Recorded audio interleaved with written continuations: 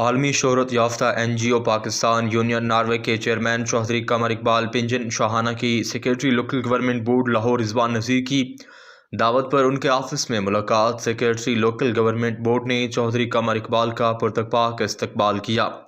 اور حکومت کی طرف سے ناروے دورہ کے دوران پاکستان یونین ناروے کی طرف سے ان کے لیے تمام متعلقہ بلدیاتی اداروں کے افسران سے میٹنگز کے انتظامات کر کے اوورسیز پاکستانیوں کی طرف سے نئے لوکل گورنمنٹ آرڈیننس 2025 کے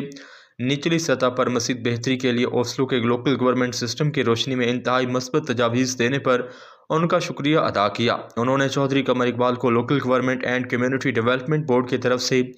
ان کی خدمات کے سلسلہ میں شاندار اعزاز شیل پیش کی۔ چوہدری قمر اقبال نے سیکریٹری لوکل گورنمنٹ بورڈ رضوان نذیر کی طرف سے بھرپور توجہ اور شیل پیش کرنے پر ان کا شکریہ ادا کیا